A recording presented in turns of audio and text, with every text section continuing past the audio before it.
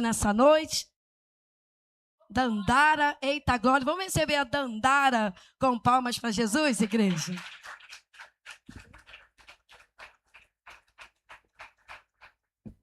Eu salvo os irmãos com as palavras do Senhor, amém? Irmãos, eu quero deixar uma passagem para vocês que se encontra em Marcos, capítulo 5, do versículo 5, 25, até o 29. Irmão, se eu gaguejar, se eu chorar, não se importe, estou muito nervosa. E certa mulher que havia 12 anos tinha um fluxo de sangue e que havia padecido muito com muitos médicos e despendido tudo quanto tinha, e nada lhe era aproveitado. Antes, indo assim a pior. Ouvindo falar de Jesus, veio dentre a multidão e tocou no seu vestido, porque dizia: se tão somente eu tocar, eu sararei. E logo secou a fonte do seu sangue e sentiu o seu corpo estar curada daquele mal. Irmão, por muito tempo, por 12 anos, aquela mulher sofreu muito.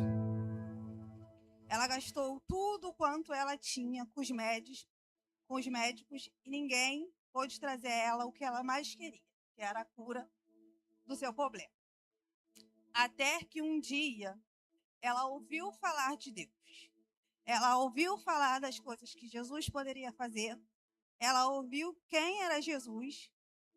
E dentro desse ouvir, eu já queria deixar uma palavra para os irmãos. Que muitas das vezes as pessoas vão falar sobre o que a gente faz e não sobre o que a gente é. Porque eu cheguei à conclusão que ela ouviu falar que Jesus poderia curar, que Jesus já tinha curado. Então, as nossas atitudes falam mais do que a gente é por si só.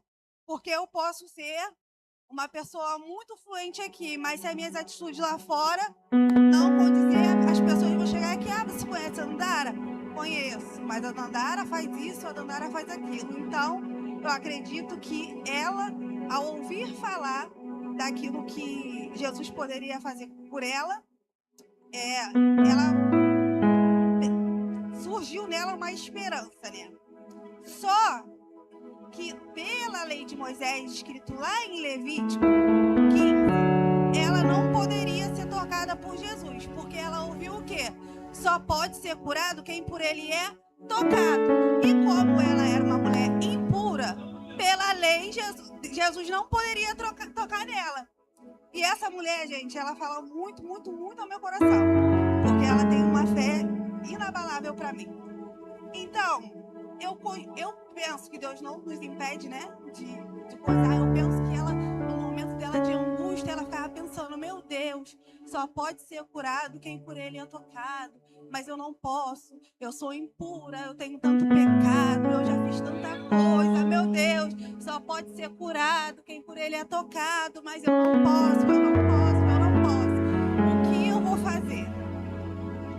Ai, gente, tem situações que Deus coloca a gente para mover dentro da gente uma fé diferente. E essa mulher mexe muito comigo, porque ela entendeu que dentro da crise que ela estava passando, era uma oportunidade que só poderia ser vista dentro do lugar que ela estava.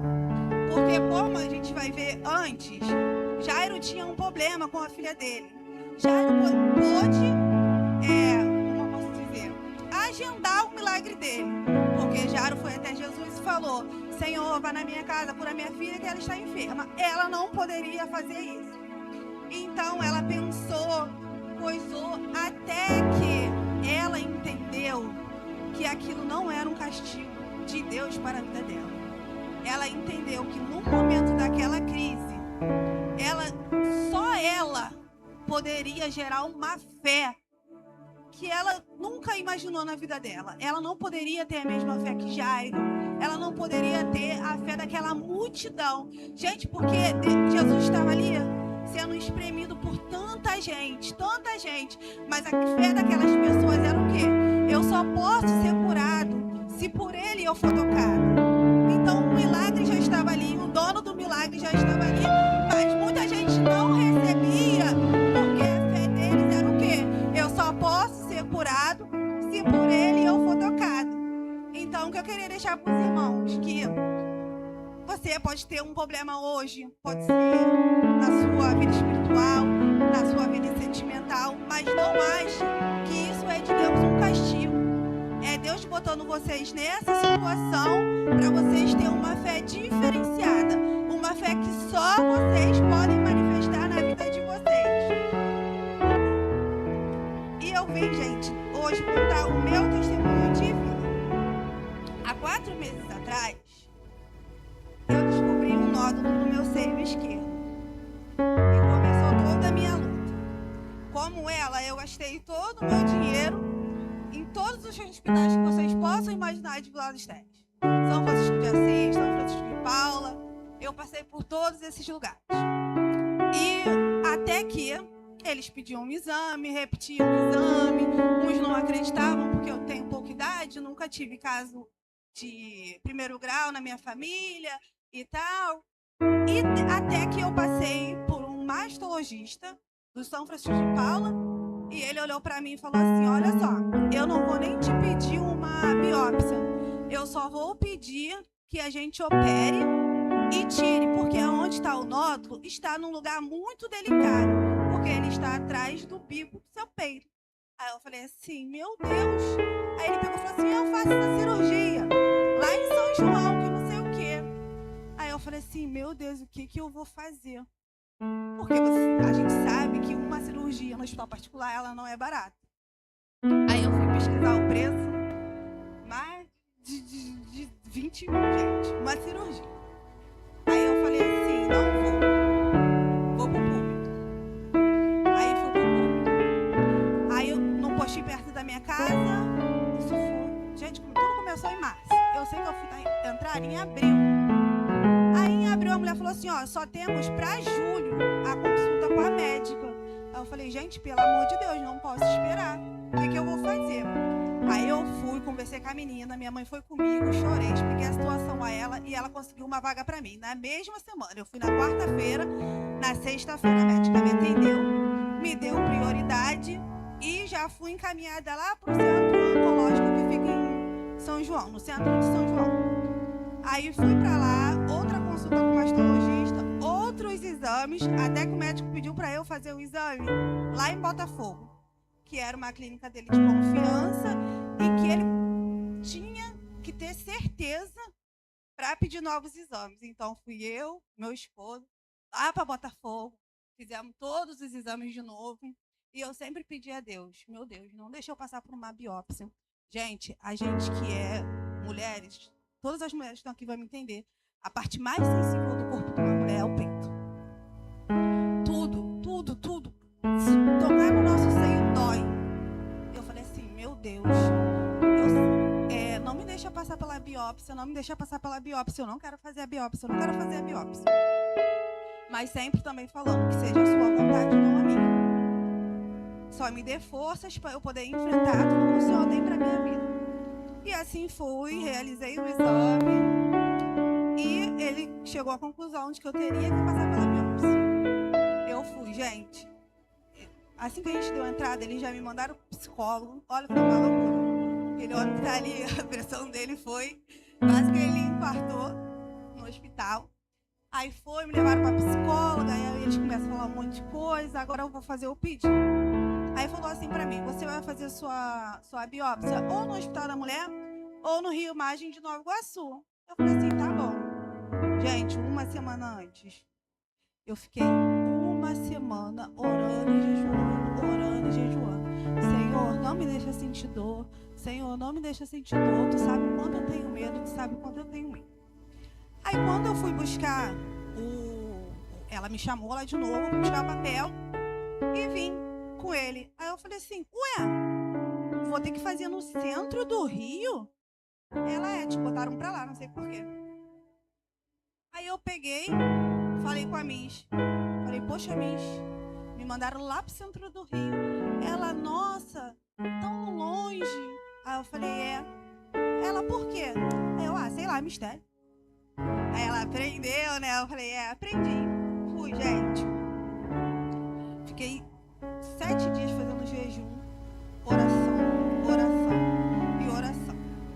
E passei por esse processo. Gente, no dia que eu fui fazer a biópsia, eu não senti nada.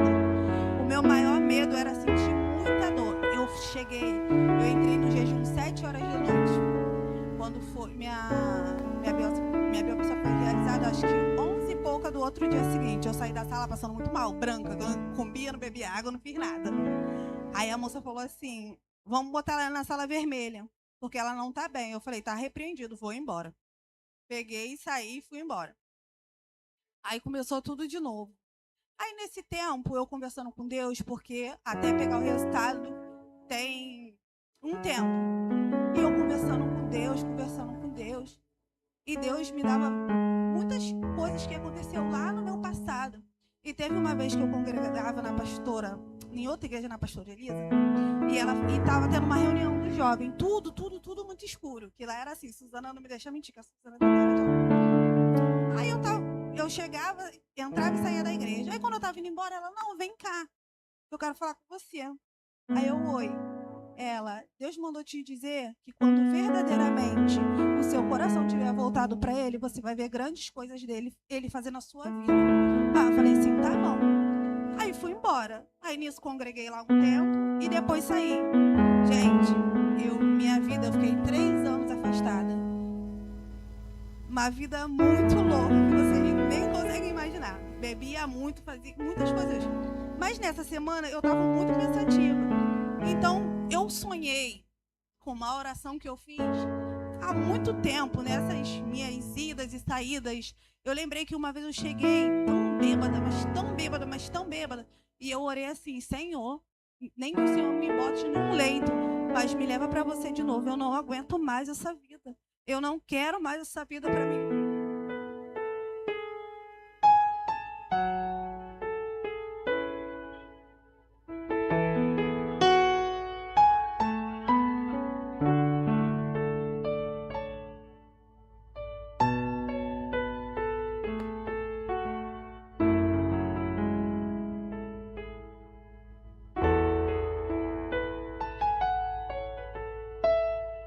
Entendi que aquilo ali era Deus falando para mim, você não me pediu para eu fazer alguma coisa que realmente você fosse vir verdadeiramente para mim, não só por brincadeira como você fez das outras vezes. Você verdadeiramente vai entregar o seu coração para mim dessa vez. Então eu cheguei aqui através do Brian. Obrigado pelo seu convite. Cheguei aqui através do Brian. Eu acho que eu estava vindo aqui uns 2 meses. Aí eu falei assim, vou me batizar. Aí meu esposo falou assim, você não acha que é muito cedo? Porque eu queria que você se batizasse, para você ser batizada com o Espírito Santo, para Deus fazer coisas na sua vida. Aí eu falei assim, não, vou me batizar. Já corri muito, se é isso que Deus quer, eu vou fazer.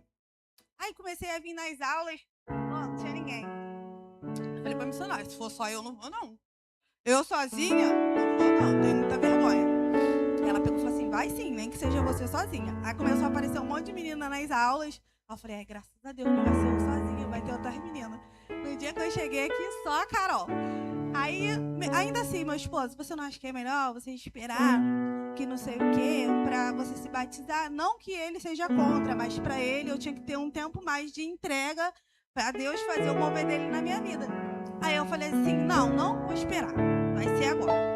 Aí quando eu cheguei só tinha... Aí eu falei assim pra ele, eu esperei 3 meses pra me batizar. Aí eu falei, e você foi batizado com o Espírito Santo? Não.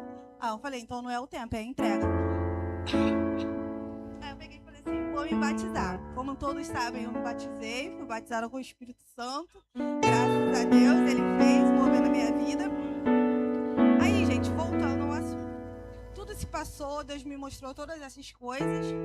E quando chegou no dia 30, não, minto. Aí eu fiz a biópsia. Como você faz uma biópsia, eles botam um curativo de fora a fora em você. Gente, eu pedi para não sentir dor na biópsia, mas o meu pós, só Jesus mesmo. Eu tive alergia ao curativo que eles botaram em mim, então a minha pele aqui ficou toda em carne viva. Eu tive que tirar e ficou toda em carne viva e eu chorava muito, porque eu falava assim: Senhor, vai ficar uma marca horrível no meu peito. Como é que eu vou viver que não sei o quê? Aí, passando esse tempo, orando, jejuando. Aí fui receber a notícia, né? Fui de jejum e oração do mesmo jeito. E a médica falou pra mim assim: ainda que um me deu 40% de ser um câncer, o outro me deu 60% de ser um câncer, pelo formato do nódulo, eles explicam lá, mas você fica tão desnorteado que você às vezes não sabe falar. Pelo formato, ainda que não fosse um câncer, ele teria que ser retirado daqui, porque aqui ele não poderia ficar. Pelo lugar que ele estava, pelo formato que ele era, eu não poderia deixar ele aqui. Aí saiu o meu resultado, fiz a biópsia, saiu o meu resultado, eu fiquei com essa marca e tal. Fui pegar meu resultado. Irmãos, a gente, quando está passando por esses momentos, a gente faz amizade com algumas pessoas que estão na mesma situação que a gente. E no dia que eu cheguei lá, tinha uma senhora que eu me apeguei muito a ela e tinha uma menina lá do meu lado, chamada Daniele. Quis Deus que o dela fosse um câncer maligno. E a gente chorou muito. Chorou muito. Mas antes de eu ir, eu falei assim: Senhor, eu nunca fiz um voto com o Senhor. Dessa vez eu vou fazer. Porque, assim como a mulher do fluxo de sangue, eu tenho que gerar uma fé que só eu posso. Porque o meu milagre não é igual das pessoas que estão à minha volta, o meu problema não é igual das pessoas que estão na minha volta. Então, eu tenho que ter uma fé diferenciada. Teve um dia que o Diego estava aqui, foi dia 23, e ele falou assim: dia 23 do 3, não sei o quê, vamos fazer um voto de R$23. Pega aí, pega o que você quer para sua vida. Eu vim aqui, gente, só tinha R$30 na minha conta. Peguei aqui R$23. Eu falei: aqui eu tô curada. Em nome de Jesus. Não aceito mais, não quero mais médico, não quero mais nada, não quero mais meus filhos chorando, achando que eu vou partir, não quero, porque são duas crianças pequenas, então não tenho muito entendimento das coisas. E depois que meu filho falou assim pra mim: mãe, se você tiver com isso, eu vou me matar.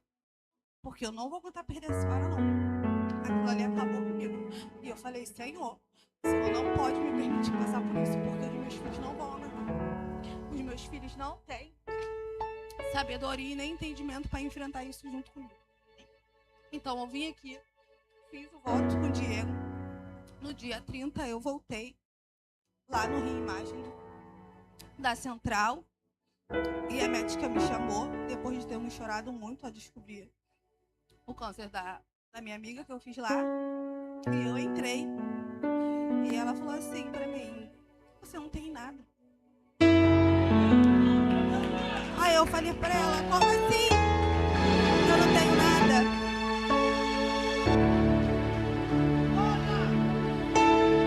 Eu falei pra ela: como assim eu não tenho nada? Ela pensou assim: não tem nada. Quando elas botaram a agulha pra fazer a biópsia, estourou, sumiu. Nem o nódulo tem mais aí. Eu falei: que isso? Não vai precisar de cirurgia, não vai precisar de mais nada, você não tem nada.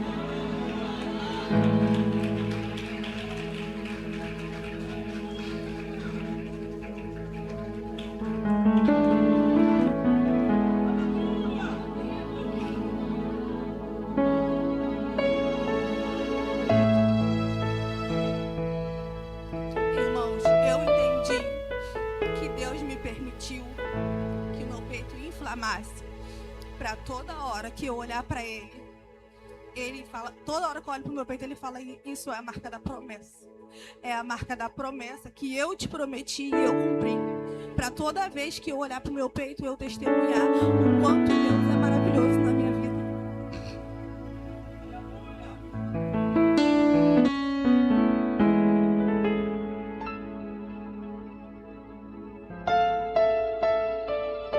Eu tenho, gente, duas músicas que eu falo que são as músicas da minha vida.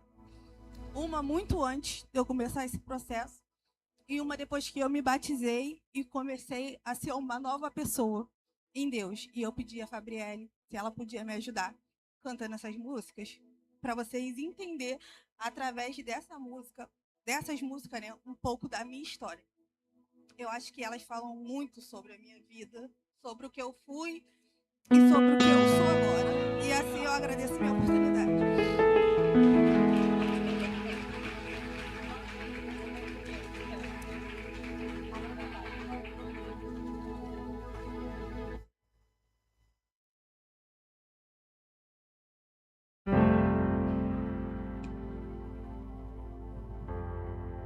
Aleluia.